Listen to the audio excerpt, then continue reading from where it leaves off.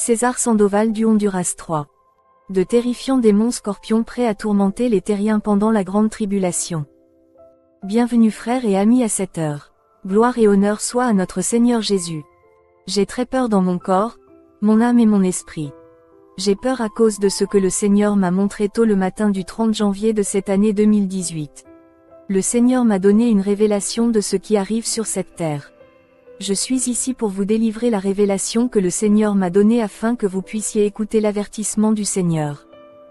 Frères et amis, le Seigneur Jésus-Christ, qui était avec moi, m'a dit: tu vas dire à l'Église ce que je vais te montrer car le temps de la grâce est terminé.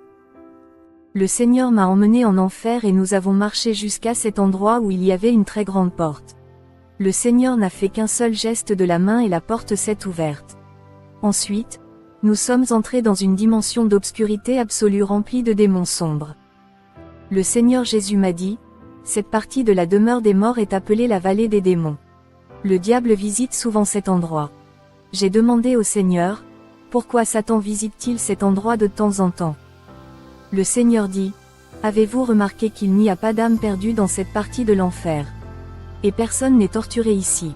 Les démons qui habitent cette vallée ne sont pas occupés et ne tourmentent pas les âmes perdues comme dans d'autres parties de l'enfer. Cependant, ils se préparent à la grande tribulation. Ils remonteront à la surface de la terre afin de tourmenter les vivants et les habitants de la terre. C'est pourquoi le diable vient ici en prévision et en préparation de la grande tribulation, car le temps est court. Le Seigneur a dit: ces démons n'ont pas encore connu et vu la lumière du jour. Ils sont enfermés dans cet endroit depuis des milliers et des milliers d'années. Le diable les prépare à partir pour la grande tribulation. Le Seigneur a pleuré pour l'horreur qui attend les peuples du monde qui seront laissés pour compte. Matthieu 24h20-22 Et priez pour que votre fuite n'ait lieu ni en hiver, ni pendant un sabbat. 21 Car alors il y aura une grande tribulation, telle qu'il n'y en a pas eu depuis le commencement du monde jusqu'à présent, et qu'il n'y en aura jamais. Être 22 Et si ces jours n'avaient pas été abrégés, personne n'aurait été sauvé, mais à cause des élus, ces jours seront abrégés. J'ai vu des larmes couler sur sa robe et j'ai été ému quand j'ai vu comment l'homme pleurait. Alors le Seigneur me dit: malheur à ces habitants de la terre en ces jours-là, car mon Saint-Esprit leur sera enlevé. Je ne pourrai rien faire pour eux. Satan le diable sera le père de l'humanité. Le Seigneur a pleuré pour les habitants de la terre en ces grands jours de tribulation que le monde n'a jamais vus. Le Seigneur dit: ces démons que vous voyez sont les plus vils, les plus cruels, les plus méchants que tous les autres démons de l'enfer. Frères bien-aimés, écoute la voix du Seigneur qui nous dit que les temps sont finis. Le temps de grâce est terminé. Le Seigneur m'a montré une vision dans laquelle j'observais une église. C'était une petite église. Ils adoraient le Seigneur Jésus. L'église était rassemblée avec le pasteur et ils étaient si doués pour chanter et adorer le Seigneur. Il y avait des frères, des sœurs et des enfants. J'ai vu le pasteur, sa femme et des familles avec de jeunes enfants. J'ai aussi remarqué des femmes enceintes. J'ai vu des mères, des frères et des amis. Pendant que le service religieux se déroulait, les gens chantaient et louaient.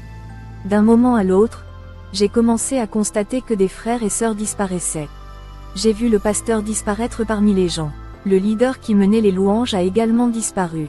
Des jeunes, des enfants et des bébés qui étaient dans le ventre de mères enceintes disparaissaient. Dès que les gens disparaissaient, je voyais que leurs vêtements restaient. Lorsque cela s'est produit, les frères et sœurs ont immédiatement arrêté de chanter. Ils étaient stupéfaits et confus, les yeux grands ouverts. Ils ont commencé à chercher et à vérifier leurs proches qui avaient disparu. Les gens étaient incrédules. Ils virent que le leader des louanges avait disparu. En regardant sur le côté, ils virent que le pasteur avait également disparu. C'était très choquant. Lorsqu'ils ont réalisé qu'un nombre considérable de membres de l'église avaient été enlevés, il y a eu peur et confusion. Les gens se demandaient ce qui s'était passé. J'ai entendu certains membres dire à haute voix: c'est le retour du Seigneur. L'enlèvement a eu lieu. Le Seigneur a pris son peuple. Le Seigneur est venu pour son église. Nous sommes laissés pour compte. Nous disons que cela se produira. Les gens avaient le cœur brisé et étaient dans une profonde confusion. Ils se sont repentis de leurs péchés. J'ai observé une jeune femme qui était restée dans l'église. Elle pleurait et cherchait sa mère et son père. Elle a été laissée derrière mais ses parents ont été enlevés et sont partis à la rencontre du Seigneur dans les airs. Au lendemain de l'enlèvement de l'église, j'ai vu les croyants et les gens courir d'un endroit à un autre. Frères bien-aimés, j'observais ceux qui restent dans l'église. Ils criaient, hurlaient et couraient. Ils ont quitté l'église parce qu'il était déjà trop tard. Ils crièrent au Seigneur en disant, « Seigneur, pourquoi nous as-tu quittés ?» Ils implorèrent miséricorde en disant, « Seigneur, emmène-nous avec toi. » Mais c'était trop tard. Quelques instants plus tard, le Seigneur m'a emmené dans la rue.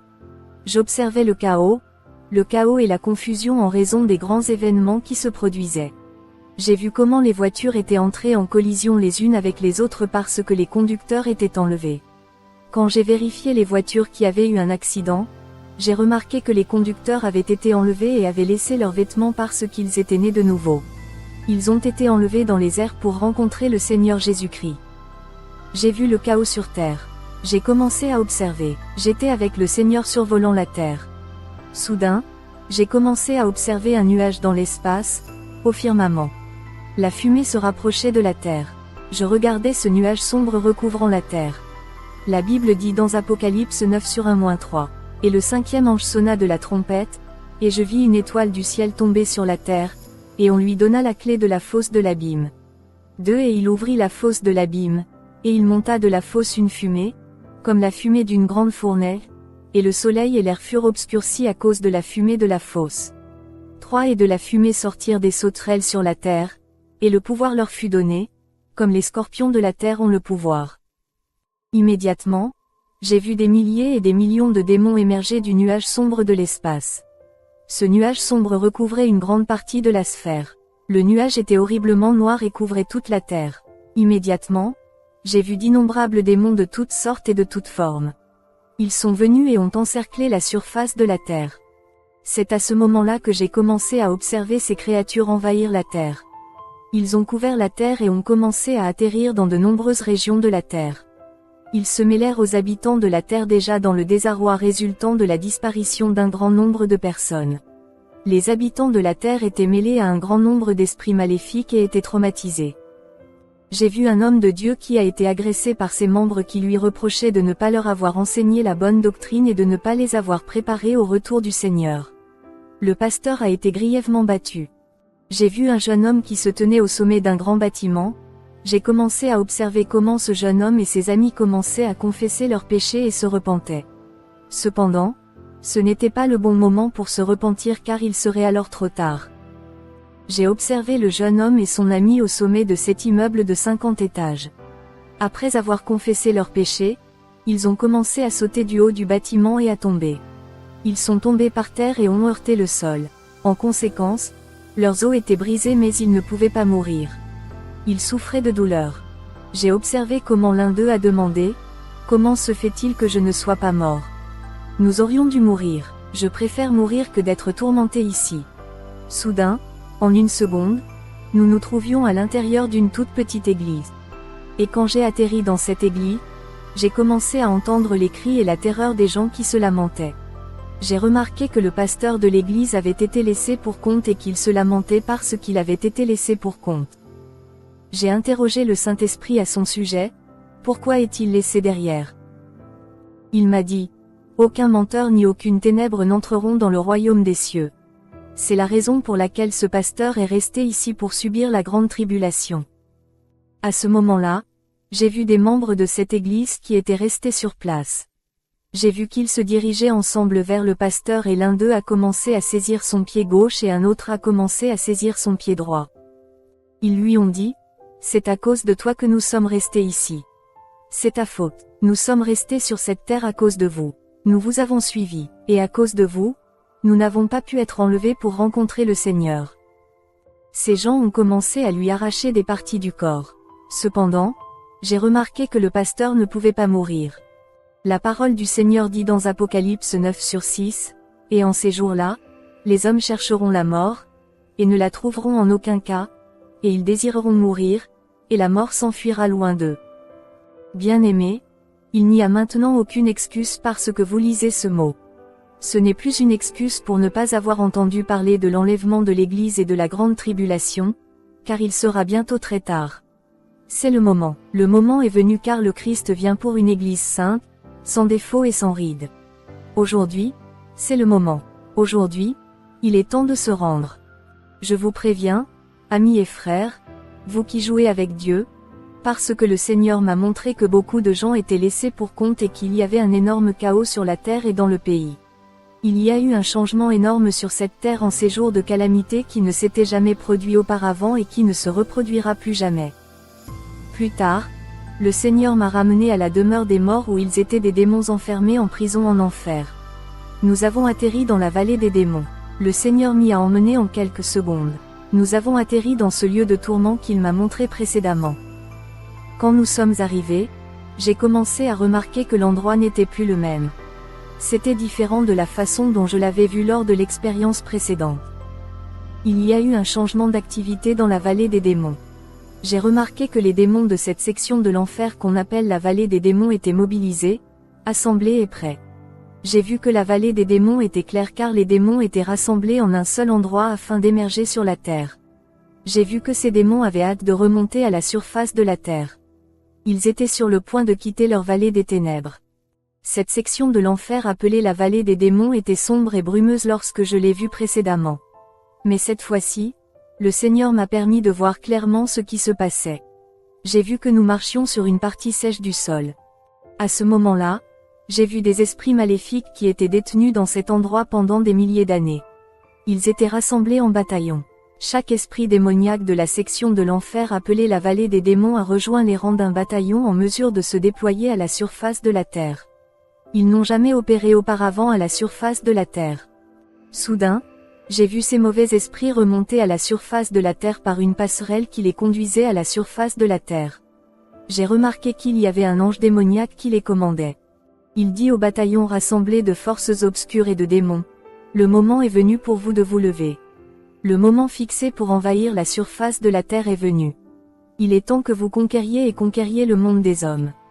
Va maintenant et accomplis ce que je t'ai commandé. » Au moment où le prince des démons s'adressait au bataillon de forces démoniaques, j'ai vu un trou, je veux dire une porte qui s'ouvrait. Elle était creuse, comme un portail par lequel entraient des démons pour émerger à la surface.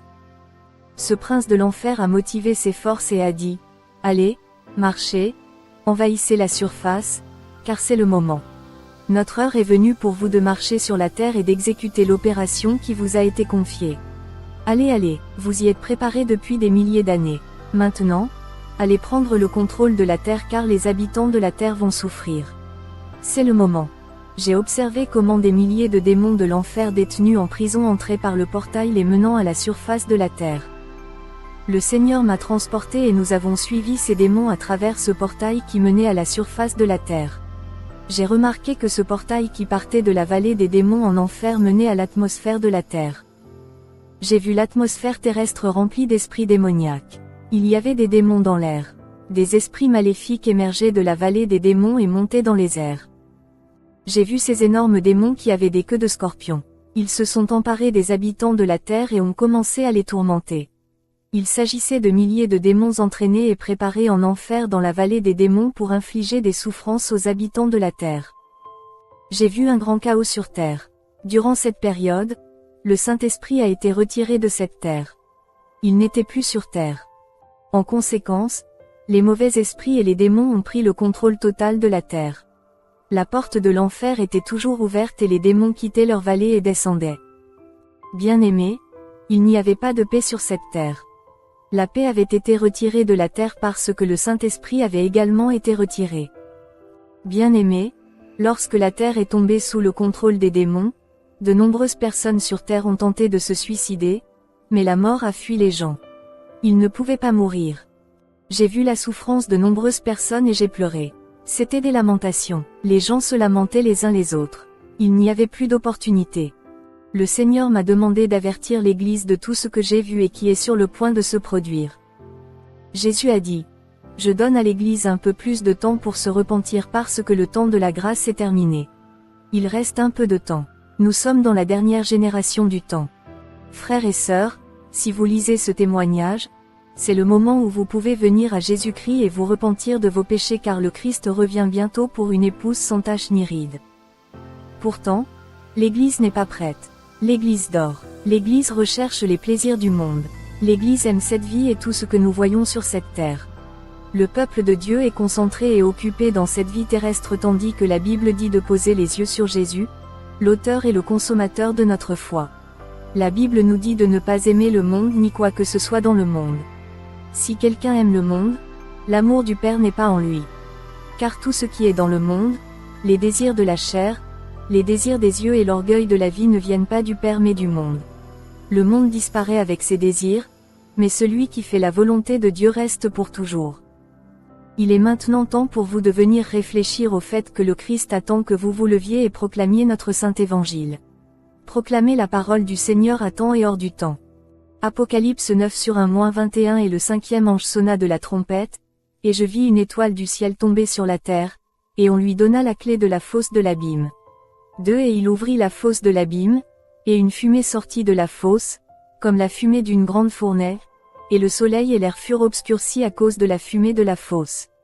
3 Et de la fumée sortirent des sauterelles sur la terre, et un pouvoir leur fut donné, comme le pouvoir aux scorpions de la terre.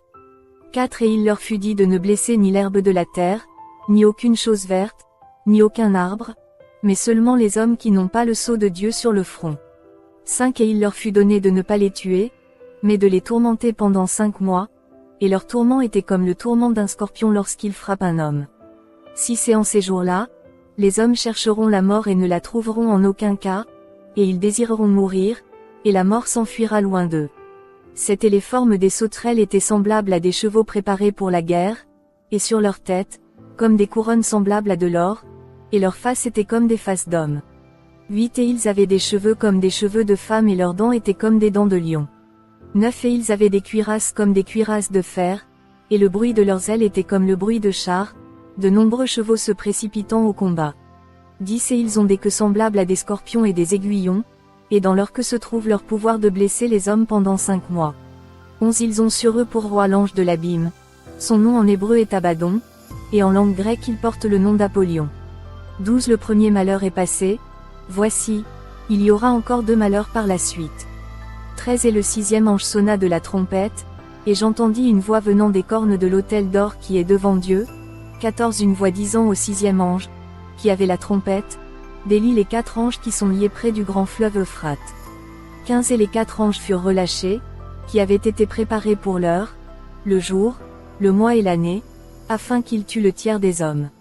16 Et le nombre des armées de cavaliers était 2 fois 10 000 fois 10 000, j'en entendis le nombre. 17 Et ainsi j'ai vu les chevaux dans la vision, et ceux qui étaient assis dessus, ayant des cuirasses comme du feu, de l'hyacinthe et du soufre, et les têtes des chevaux sont comme des têtes de lions, et de leur bouche sortent du feu, de la fumée et du soufre.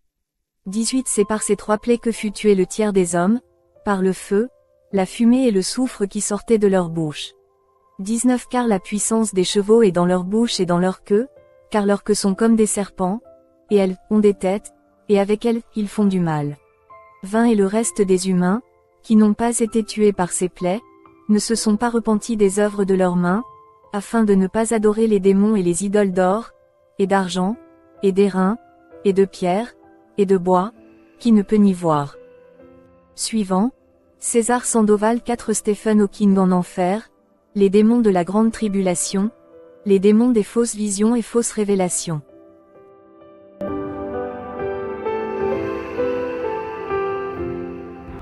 Shalom, shalom mes bien-aimés, soyez richement bénis, que la grâce de Dieu soit avec vous. Je suis votre frère Israël de la chaîne Jésus Seul Médiateur TV. Maintenant, je vous informe à partir d'aujourd'hui que, à compter de maintenant, que nous allons changer le nom de la chaîne. Voilà, elle a passé de Jésus Seul Médiateur TV à Église Baptiste Ciel de Gloire. Donc quand vous allez voir Ciel de Gloire, ne soyez pas étonnés, c'est toujours votre frère Israël qui gère toujours la chaîne, qui gère toujours la même chaîne Jésus Seul Médiateur TV.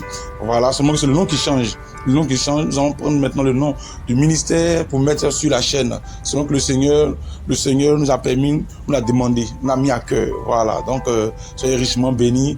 Vous allez voir à chaque fois Ciel de gloire, ciel de gloire, ciel de gloire, ciel de gloire, ciel de gloire, ciel de gloire. Parce que notre but, c'est de conduire les âmes au ciel. Notre but, c'est d'envoyer les âmes au ciel. Nous avons pour la vision d'envoyer les âmes au ciel. La vision de propager la gloire de Dieu par toutes sortes de miracles, des prodiges, des signes. Donc, ciel de gloire. le ciel de gloire. Notre but, c'est qu'un jour, nous soyons au ciel de la gloire du grand Dieu. Donc, soyez richement bénis. Donc, Jésus, seul médiateur, laisse la place à l'église baptiste ciel de gloire. Donc, je suis très content. Donc, c'était ce petit message-là que j'ai voulu vous donner. Que Dieu vous bénisse abondamment, abondamment. Et shalom, shalom, shalom, shalom, shalom, shalom, shalom, shalom.